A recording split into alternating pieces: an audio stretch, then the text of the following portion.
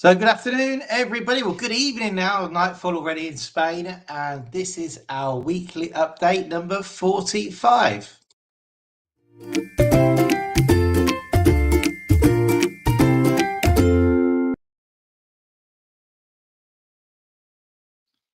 So welcome to weekly update number 45. So we've got two people watching already. Oh, that's great. Normally people watch on playback, so we'll have the chat open as well today. So if you've got any questions or anything, just drop them in there. And yeah, I think it's about the third one that we've done now live. So we're getting a little bit more comfortable with a live format and getting it prepared and how we work things. So yeah, thanks for tuning in. So as always, what we're going to do is going to break it down into what's happening with residencies in Spain, visas, etc., etc. Then we're going to go over to YouTube, and then we've got lots and lots today in our Spain section. Lots of photos to show you, so hang around. Hopefully we can cram it all into the half an hour. So yeah, first of all, just to wish you all a Merry Christmas. I hope you all had a good Christmas, or Noche Buena, as it is here on the 24th, where everybody eats and then they go out, everybody normally on Christmas Day, or did you decide to stay home? Let me know. Tell me in the comments what you did if you were here or in Spain. Hey, Robbo, how you doing there? Just jumped on. Good to see you. I've just been watching a short of yours. Well done. Getting those shorts lined up. So what have we got news for the residency? You're gonna have to excuse me because I've still got this cough. I had a cold ages ago, and I think lots of people have had it, and it's just left me with this dry cough. So if I start drinking from my mug quickly, you know, I'm a Harry Potter mug this evening. Should be an Upsticks one, really, shouldn't it? Which leads me to our prize categories, because we've got some Upsticks mugs coming for further editions. But today on the YouTube, you can get yourself a very special prize, which I'm going to tell you later on. Hey Roger, how you doing? Hope you had a good Christmas yet? Yeah, we did. Thank you very much. It's actually been a really nice week. We've had a bit of a chilled week. Normally the week between Christmas and New Year we take off, so we just deal with the emergency sort of stuff and line up ready to go back to work after the Kings, actually. So but yeah, it's been lovely. Hope you guys did as well. Right, so going on to residencies, what have we got to tell you then? So I've got my list here. Actually written a script today. I mean, this is getting so professional now, isn't it? So we had on the 23rd, we had 8 successful appointments in Almeria for registering visas and renewals. And the great news is, over the Christmas period, we've already booked more appointments for January for Almeria. Now, for those of you in Almeria, you know how difficult it has been. It's been impossible to get appointments, but they seem to have upped their game now. I think it's largely down to the digital certificate system of booking appointments and the fact that they're actually blocking these certificates as well. So this is really important information for people who are moving to Almeria. There was actually a point in the office, but Jane completely took me out. They said, "Don't be stupid. That's ridiculous." That I was considering not being able to do Almeria, because I love Almeria and I love our clients in Almeria. But if we can't get people appointments, then we can't help. It's just impossible. But that has been turned around. The first thing we did was we managed to set up a system where we can hold digital certificates for clients on their behalf, and they can still have their own digital certificate as well. So they don't have to come to us for other stuff. They can have their own digital certificate, and we can actually book the appointment for them with one as we hold for representatives. But then we went through that process with so many people last year, and we can still not get the appointments. So we ended up in summer having our guy who came in as a temp, who was on summer holidays from school, and we've got more people coming in next year. We actually set up a deal with a local college who teach administrative staff to do work experience, which is going to be really good for us and really good for those guys as well. We've already done it many times, and it's apart from it helps people in the community, it helps the kids, they earn a bit of money as well. It also helps us having them in the office to do things. There's no just making the coffee when it comes down to working with us, I can tell you. So they're going to be coming in, but we had them just trying to book appointments. It was 5 hours a day, just hitting repeat, trying to book appointments. And we found that they would change the time that they publish the appointments every day. To the point in Almeria, I went there to the police station and they actually gave me a whisper in my ear and said, this week it's this. They could see that we're definitely not trying to get appointments to sell them on the black market. They are for our clients. But lately, what we've noticed, you can get an appointment using a digital certificate as a representative for somebody else. But, and here's the big but, when I use my digital certificate or my clavi on my mobile, I'm blocked after 2, and then you're blocked for a week. Okay, so you really need your client's digital certificates. But now the appointments seem to be available. So I was really pleased this Christmas when they came up. We had some clients who booked their own ones. Well done, guys. You're probably watching. And then we've booked some for clients that we're holding digital certificates for. And excuse me, it is looks like Almeria is coming around, and I'm so happy because I just love working in that province. It's a couple of hours away from us, but either we go in person or we've got our appointment specialists over there who help us out. So yeah, well pleased with Almeria at the moment. Going back to the chat, did you get a drone for Christmas? I didn't. Because I think it might come for the Kings. You know, we've got 2 here. We're very lucky in Spain. So one of my friends did get the drone that I'm looking at, and he's already been sending me videos, and he was like, you need to ask the Kings for this, so that might happen. But what I did get for Christmas, which I was really pleased about, was a greenhouse. Now, you might think, hang on a minute, why would you need a greenhouse if you live in Spain? Well, you do need one in the summer to actually keep the power of the sun off a lot of the plants. And in the winter, it creates a more tropical effect, so you can grow things like chilies all year round. That's the plan. I'll let you know if it works. Ran out of tea, so raising a glass of red to you. And cares. Well, I will be after this video. I'll be raising a glass of red as well to you guys. Thanks for that. Happy Christmas, and let us know how the Compter sweet wine is. That's to warm your cockles, that is, when it's cold. So we've also had a couple of visas through, and well done, guys. I didn't ask your permission if I could say your names. We're not going to say who it is, but they took less than a month, though well done. That was really a great Christmas present for you. And what else do we have to tell you about residencies? Problems with booking appointments on the BLS website. Well, Manchester appointments, if you've booked one, please let me know in the comments, because as of I think yesterday, they still hadn't opened the appointments for next week after New Year. London and Edinburgh seem to have now opened their appointments, but there was appointment booking problems on their website. We have some reports back from clients that they're not receiving confirmation emails, and the 404 errors. If you're getting a 404 error, switch to mobile data. If on a laptop, connect hotspot to a different network, because sometimes it blocks your network out. If you get the error where it states that you have been timed out, then leave it for 10 minutes and go back into the system. It is a dreadful booking system. The BLS booking system is terrible. And it also requires photo verification as well. So it's got to be the person who's booking the appointment, the other side of the camera. Okay, and then let's get on to some photos then. Now you've had enough of my my ugly mug, I imagine. So just got one photo to show you in the residency section, and this was sent over to me by Lara from Upsticks Drive. And this is Clive, who's just finished his car registration. He did his visa with us and did his vehicle registration with Lara. And Clive, I don't know what your dog's called. You have to tell me if you're watching. Congratulations, fantastic Outlander there, Mitsubishi, which I assume is parked somewhere down near Torre del Mar. So well done. That was a great little journey we've been on. That's your visas, driving license, and car done, all before New Year's. Well done. Okay, then. So there we go. What we're doing here now, we're going to look at the YouTube, and I think we had a widget thing for that. Do they call them widgets? Don't know.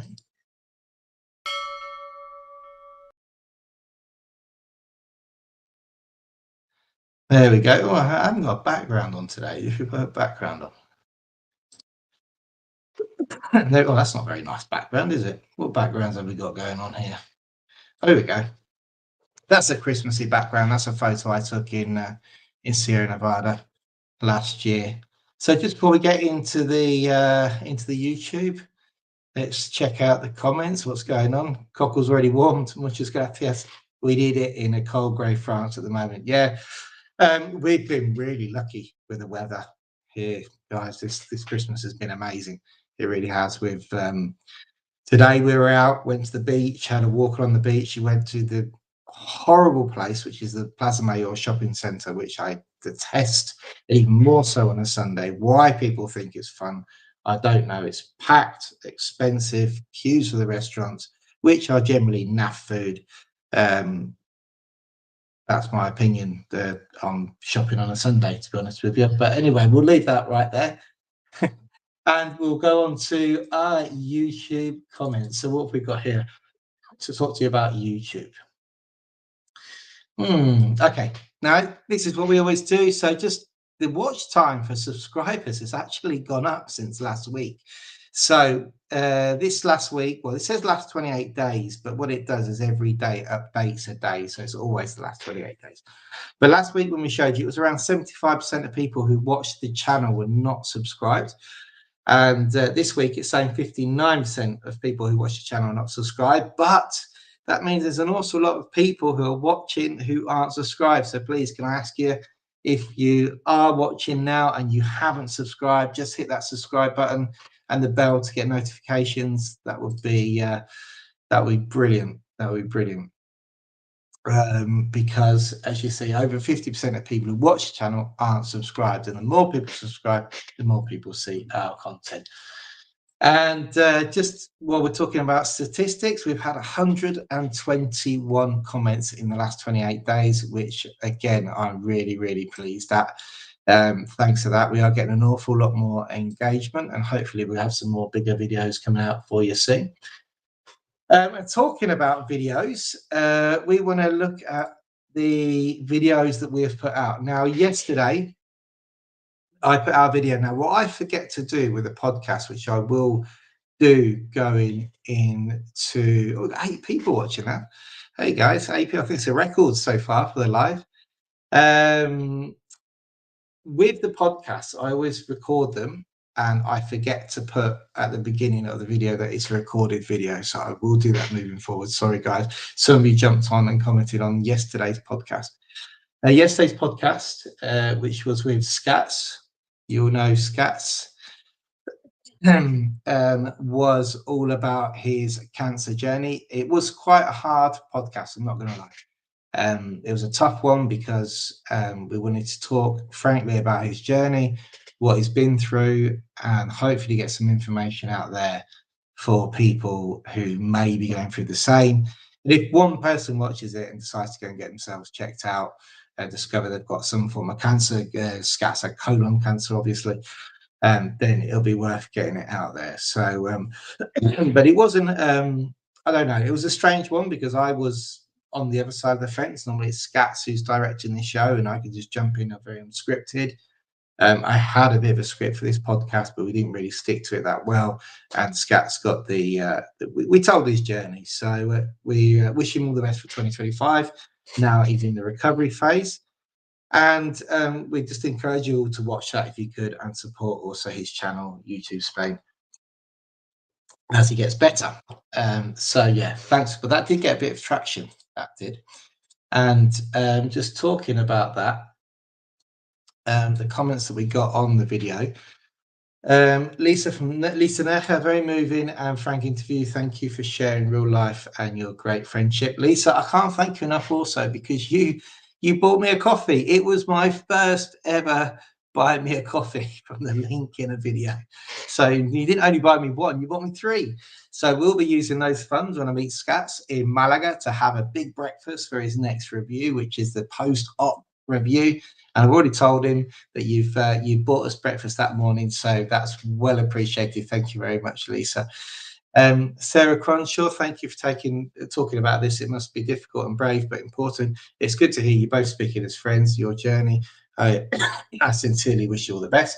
Yeah, it's been quite a journey with Scats. More so, Scats been going through the cancer, which is just terrible. But he's such a gentle and relaxed soul, whereas I get to hospitals and I just panic. I'm not panicking inside, I'm panicking on the exterior. I think on the exterior it doesn't seem like I'm panicking, but it's I get very nervous, and there'll be me sat there chatting away, and when I get nervous, I make jokes. So there's us sat in a cancer ward, and I'm trying to joke and make scats laugh. So probably looking at us from the outside, they're thinking, "What on earth?" But yeah, it's been a journey, I can tell you. Great interviewer, Chris, and very brave interviewee. Thanks there, Patrick. I never really been an interviewer, but it seems to go well on the podcast. I quite enjoy it as well. I really enjoy it. So we've got some really good podcasts coming up soon as well. So let's just go back to let's just tell you this comment here. Here we go. And this was from the Real Life Stories with Stu, Joanne, and Waffles. Another great podcast. Watch it. It was their real life story of moving to Spain, getting an LV. And we went right behind the scenes, stuff that we don't deal with when we're doing the paperwork. And Patrick mentioned that. A different perspective, Chris. I'm very interested. Well done to you and your guests. Happy Christmas all. And Bengalbert, hola, oh, I think that was because I need to really tell people it's not live on the podcast. Maybe one day we will do live podcasts. At the moment, it's quite hard to get people on, just do recorded ones. So on that note, if any of you guys want to jump on a podcast, let me know. Let me know, and we'll definitely do one for you. So let's go over to the comments. Got some comments coming in. So Robbo, if anyone else uses Lobster mobile and loses connection once they leave Wi-Fi, turn flight mode on and off, and it will reconnect to 4G. Thanks for that. Yeah, we actually broke a Lobster, but we don't really push it out there. So Lobster have brokers. So if you get a Lobster mobile off of a broker, then they'll pay you the broker. I think it's like a €5 commission or something like that. But we have it more as a service if clients need the SIM. And a lot of the times when people are looking for Lobster's SIMs, we just say, look, there's a local broker next to you. You might as well go get it from there, or people come to our office. We've had a few people turn up in the office off the back of the Lobster website, actually, to get them as well. And I've always found this very good. We use it for work, and I use it for my calls. And I like the flexibility of it, but I've been trying to get our Lobster representative on for a podcast for about 5 months, and he's never come on. Such a lovely guy, Steve, but I don't think he wants to be on camera. And in case hoping to swap it for warmer winter in Spain next year. Yep, you will do. You'll be having one of those English breakfasts. Check out the English breakfast short on our channel. New Year's, Christmas Eve, we went for a English breakfast in the Upper Crust Cafe just to celebrate Christmas. It was absolutely amazing. Bravo for you for all you have done and are doing for Scats. Well, you know, it's been a journey, and Scats has helped me with many other things as well. And we get on, so yeah, it's I've learned a lot going through the old cancer journey with him, I can tell you, and it's quite incredible. It really is. It's my first experience, really. One client many years ago that I had to tell I had cancer. Unfortunately, he's still alive today.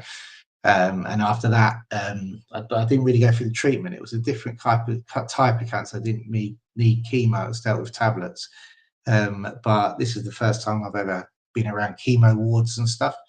And yeah, it was definitely different. So what we here we go. Check this out. The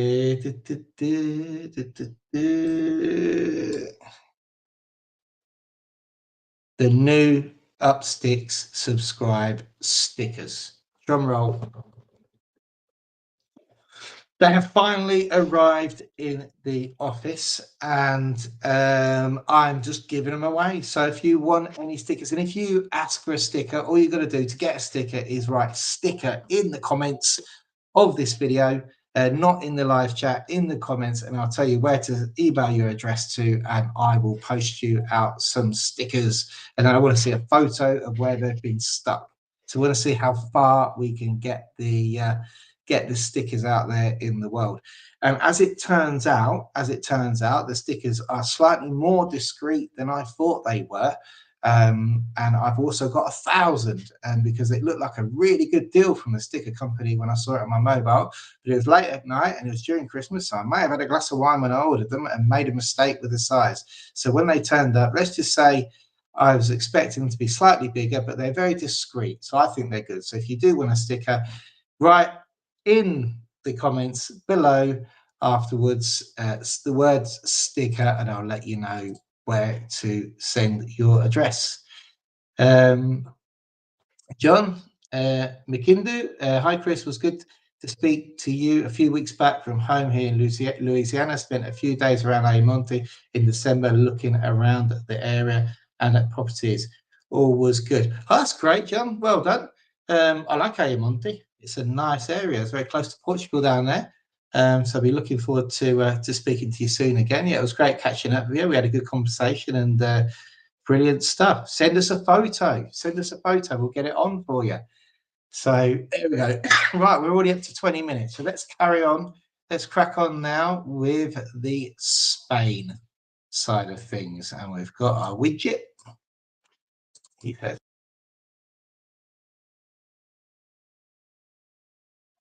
don't know why the sound never works on that one. We need to get some more of these transition things done.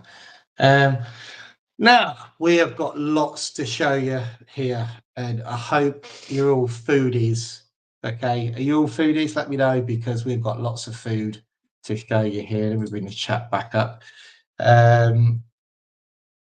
And where are we? Here we go. So first of all, menu of the day. Check this menu of the day out. Now, this is our local restaurant called Caru, and it's €12.50. You can see there, you can have a salad, you can have tomato with aguacates, which are I'll tell you in a minute what aguacate, the green aguacates, it's the, tell you in a minute, don't know the English for that one. You can have asparagus there, well done asparagus. That is a like asparagus omelette. Then after that, you've got pork, chicken, pasta carbonara. The chicken's in a wok, and after that, there was either the choice of orange cake, cheesecake, or chocolate cake, or pineapple. I never have dessert.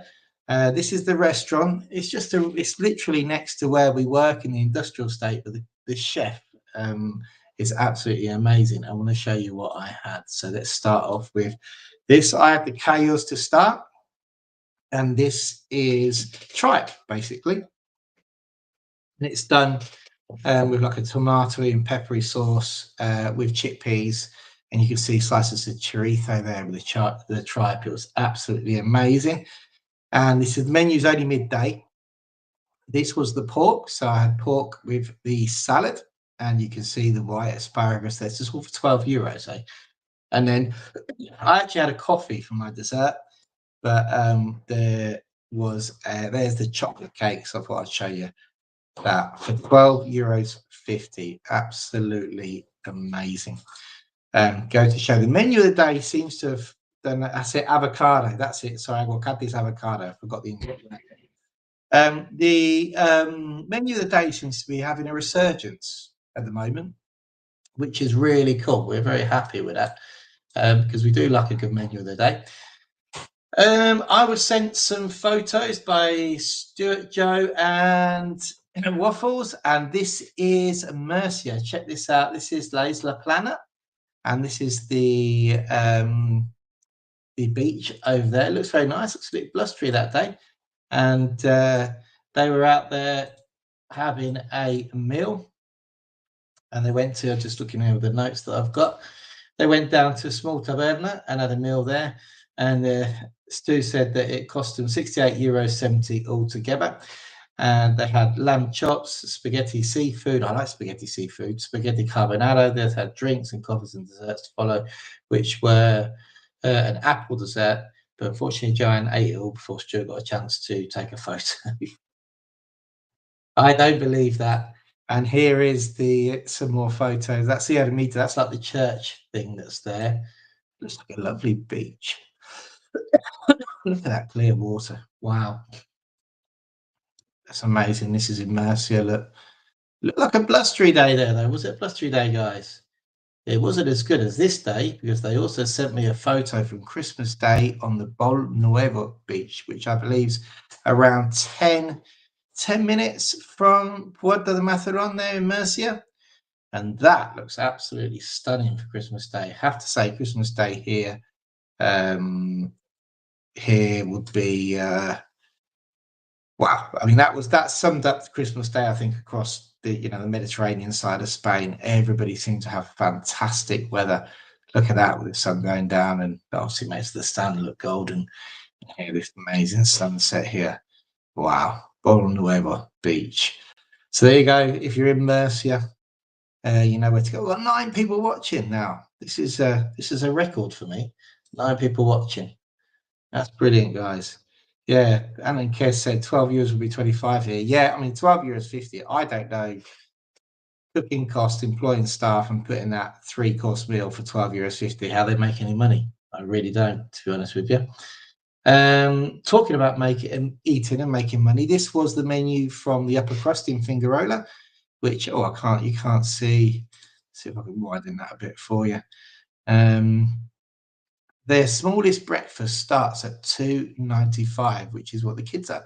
And we had the 4.50 one with an extra, so it's only 5 euros for the breakfast. So can't complain at that. And what you also can't complain about, today we were in a restaurant, which is in a place called Churriana, which is, if you know Malaga, it's sort of next to the airport, a town which is part of Malaga city, but its own separate town.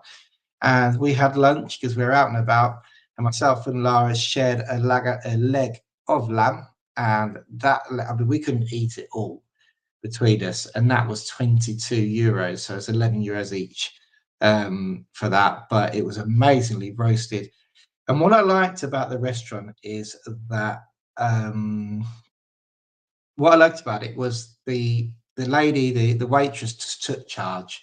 She really did. You don't really want to be bothering. I didn't really know what I wanted, to be honest. And when she came to the table. She went, "Look, to start, I've got some conchafinas." Now, conchafinas, which I haven't got a photo of actually, is it's a shell which is if you eat it raw.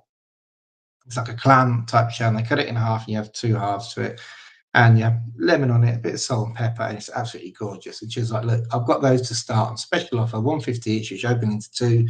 I could put you a plate for the table.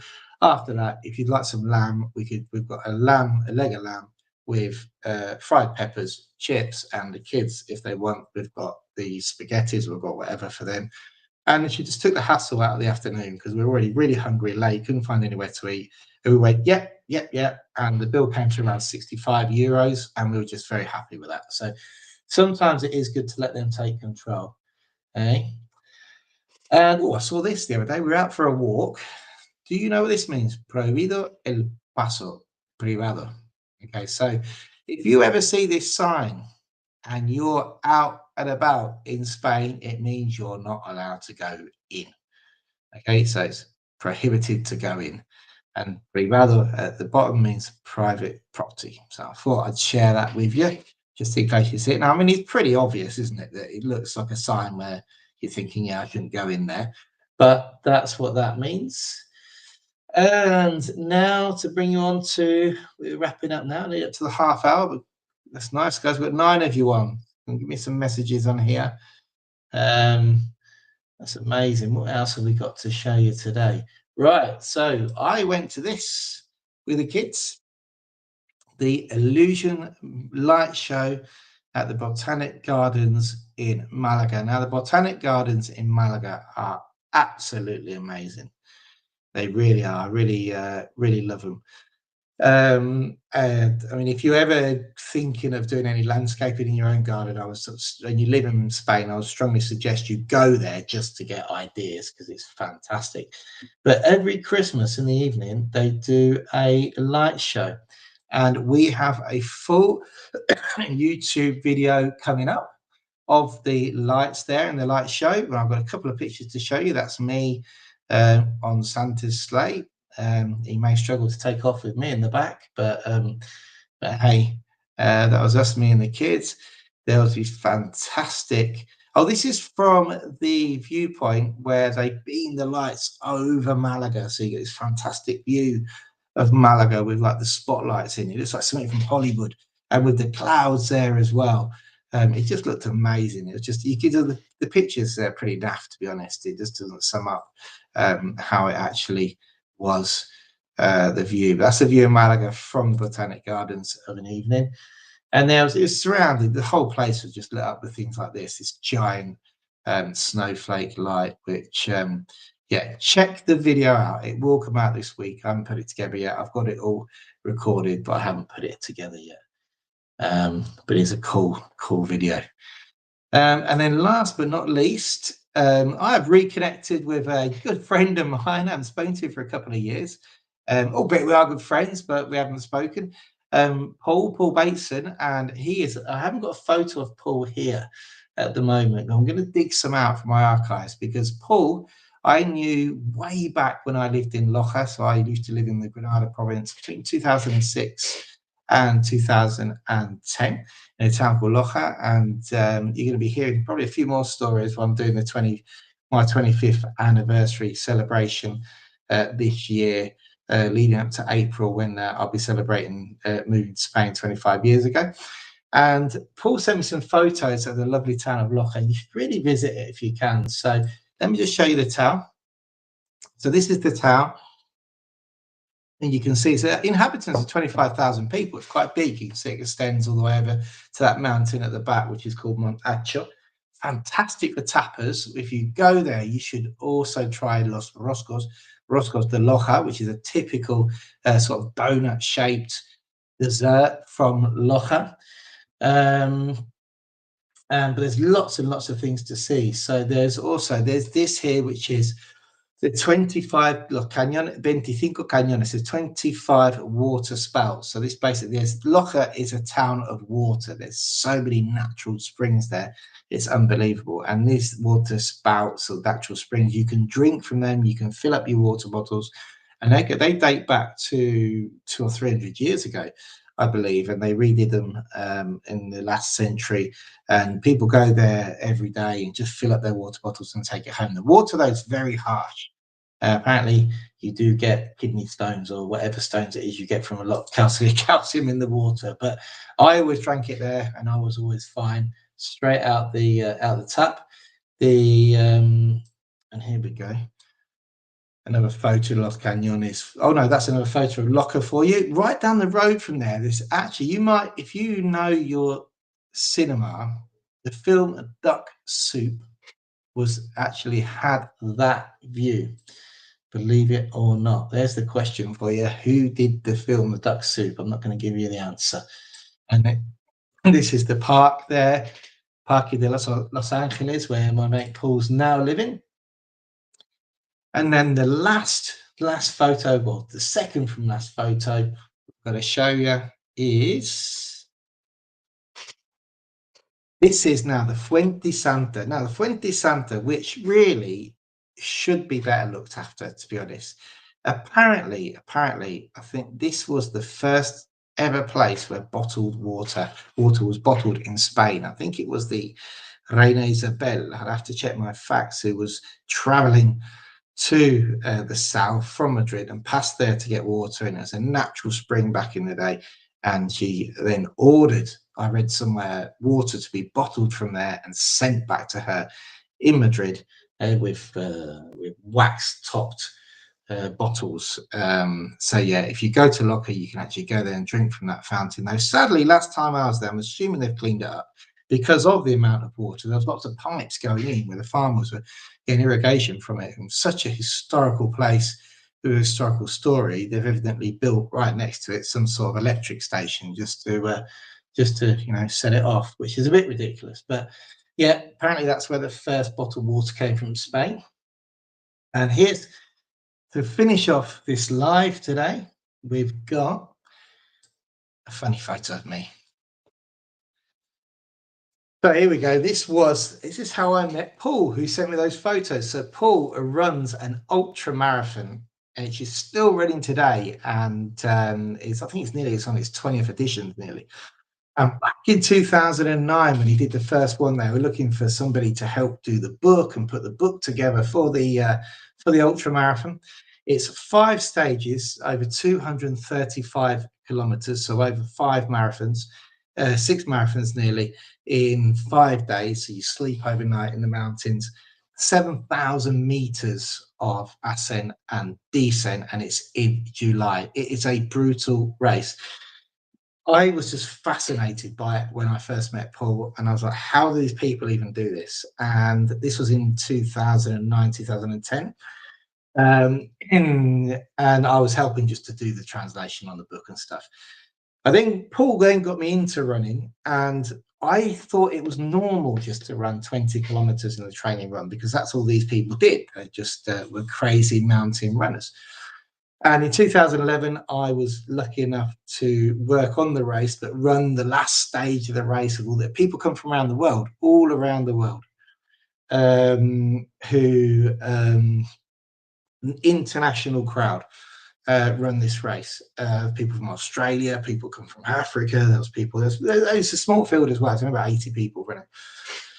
And I ran the last stage. I met some incredible people. It's like 33 kilometers. And then in 2012, I took the opportunity to run the whole race. I didn't think I would finish it.